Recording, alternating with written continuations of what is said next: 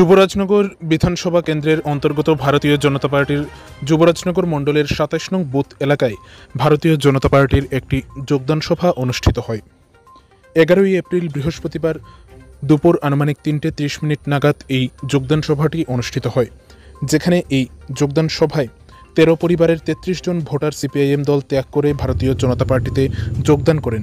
নবাগতদের হাতে ভারতীয় জনতা পার্টির দলীয় পতাকা দিয়ে তাদের ভারতীয় জনতা পার্টিতে বরণ করে নেন যুবরাজনগরের প্রাক্তন বিধায়িকা তথা ওবিসি মোর্চার রাজ্য সভাপতি মলিনা দেবনাথ। এছাড়াও এই যোগদান সভায় উপস্থিত ছিলেন যুবরাজনগর আরডি ব্লকের চেয়ারম্যান শ্রীপদ দাস সহ ভারতীয় জনতা পার্টির অন্যান্য কার্যকর্তারা।